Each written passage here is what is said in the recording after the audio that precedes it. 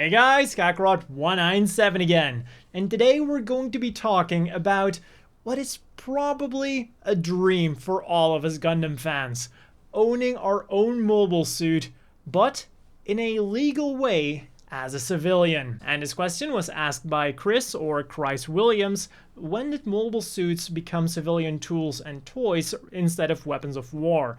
Which series brought it up first? What were the laws regulating them? And what kind of suits ended up being reformatted for civilian use? And this seemed like a very appropriate question to answer after my development history on the Estrays, where I did talk quite a bit about civilian use Estrays. And I especially got quite a few comments about the Zero custom, which, yeah, that doesn't seem quite legal with the laws that we would have in place nowadays. Now, as I always do with these questions, let's look at real life first, because something that might surprise quite a lot of you, because it certainly surprised me, is that it's actually, for probably a lot of people watching this video right now, totally legal to buy a tank or a military fighter jet, with regulations, of course. There are, of course, obvious things like the weapons have to be made inoperable, even to such a degree that even with effort, you could no longer make them operable again in the future. Things like sensitive military equipment has to be completely stripped from them as well, which is also completely understandable. And I've also read for things like tanks, you would have to replace the tank treads with you have to put rubber padding on them so it doesn't damage the street if you would want to take it out to the street. And depending on where you're living, it might even be completely legal to drive your tank on the street. Just check your local laws before you do so. So I could literally right now go onto the computer, buy a tank, pay an extra service fee to get it street legal and get like all the documents taken care of, and then pay an extra fee to get it shipped to my place. And with like a minute of extra research, I was even able to find a MiG-21, a non-functional one, for sale that I could just go ahead and buy right now. Maybe I could even get it shipped along with my tank. So this then already gives us kind of an answer to one of the questions. Even though it's never specifically mentioned in Gundam what the laws are regulating these civilian mobile suits, it would most likely be something very similar to what we have in real life right at this moment. So then going to one of the other questions, which series brought it up first? And we actually get the first kind of hints at these civilian-owned mobile suits all the way back in Zeta Gundam. Even in the first episode, we kind of get a hint at civilian-owned mobile suits. Because when Camille got captured by like the military police and he's being questioned, the military police officer mentions that Camille is the champion of the Junior Mobile Suit Championship. So already getting like junior mobile suits in the hands of civilians seems kind of like a step for like civilians just owning straight up mobile suits, because if you can own a junior mobile suit, or if at the very least a normal civilian high school student has access to a junior mobile suit, you kind of set the stage for just full-on civilian ownership of mobile suits, which we'll later on also get, because we see that Hayato owns his own museum. And since that thing is a private museum, he most likely managed to get all of the mobile suits in it, and the not quite mobile suits that are in there, which are references to other mech series.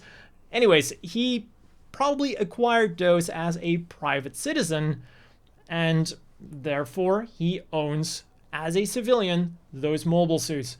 Then when we move on to Double Zeta, we kind of have a weird situation with one of the junk dealers.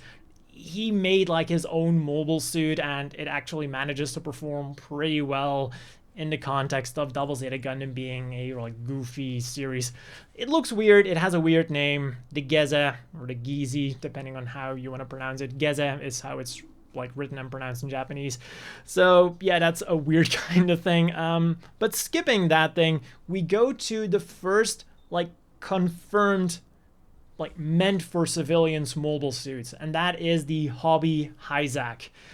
Basically, it's exactly what it says in the name. It's a HiZack meant for people, kind of to use it as like instead of a sports car, kind of is the idea. And this thing perfectly adheres to what I said in the beginning.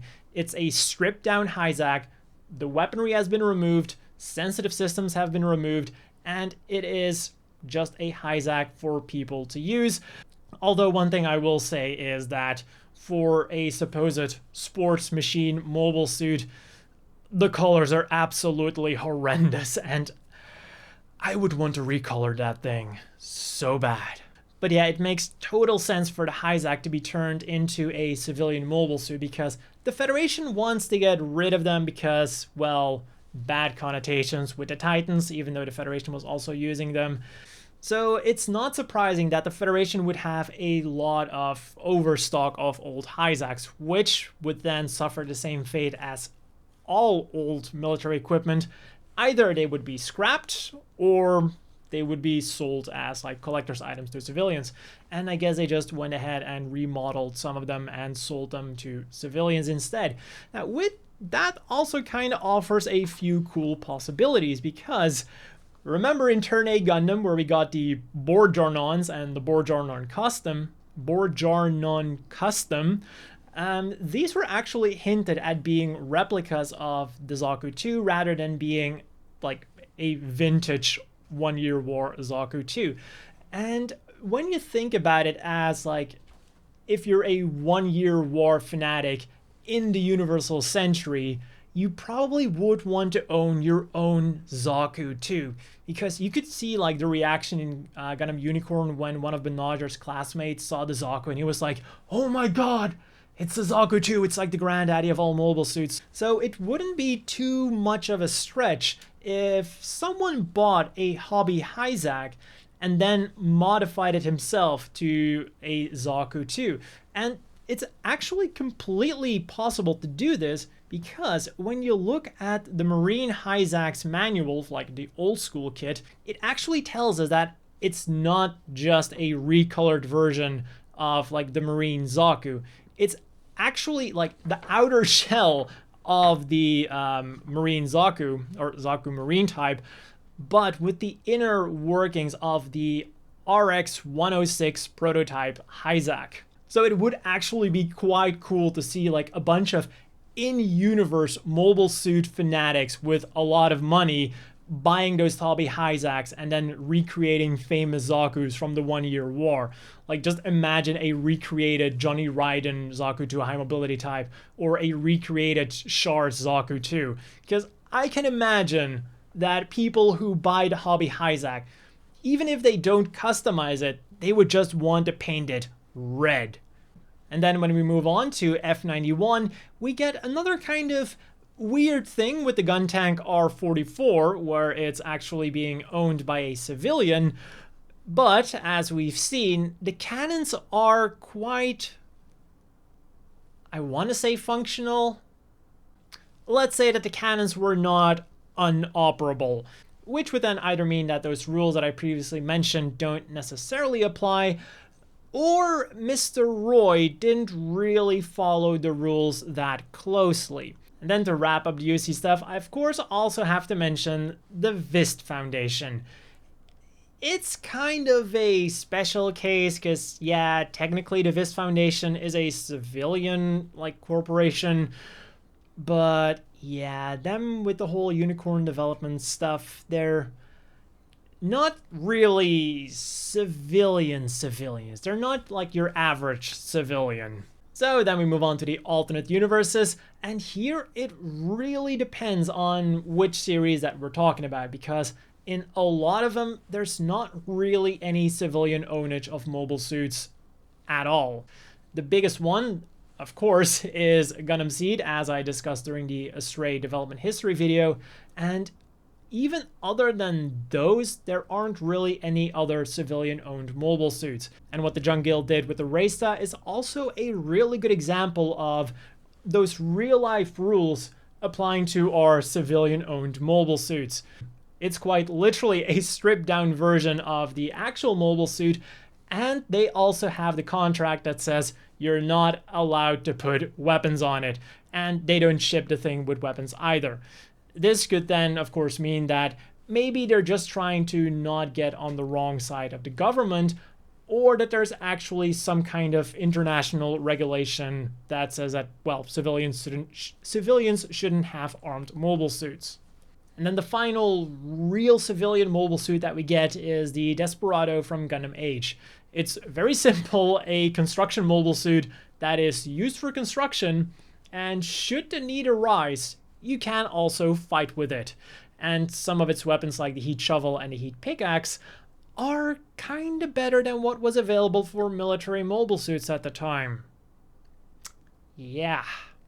And it's also worth mentioning here that the Desperado was actually meant as a construction mobile suit versus the Worker Zaku, which was Zaku 2s and Zaku 1s being repurposed as a worker unit, or the mobile worker, which was basically just meant to like make the machine make the machine sound as if it was a construction vehicle, but it was actually like meant as a fighting vehicle. Kind of like what happened with Germany during the interwar period, where they weren't necessarily developing tanks, but tractors. And then again, for completionist's sake, I'm just going to mention Gundam Eggs because technically everyone there is a civilian and they can just grab a mobile suit and legally own it because there's not really anything legal going on anymore. So that's all for this question of the week. Let me know down below if I missed any civilian mobile suits. I think I got most of them, but I could have always missed one. Now keep in mind that this was just about mobile suits that we know were legally used by civilians, and not necessarily mobile suits that you could get your hands on as a non-military member. Like, we have a lot of mercenaries in the various Gundam series. Like, the first one that comes to mind is al-sachez from Gundam 00, or that one guy who piloted the gay rail in Iron-Blooded Orphans, whose name I can't immediately remember. So yeah, I was focusing on actual civilian use mobile suits here. And of course, if you have a different question you want me to answer in a question of the week, leave that one down below as well. And as always, a big thank you to the Patreon supporters. I hope all of you watching have a great day, and I'll see you all next time.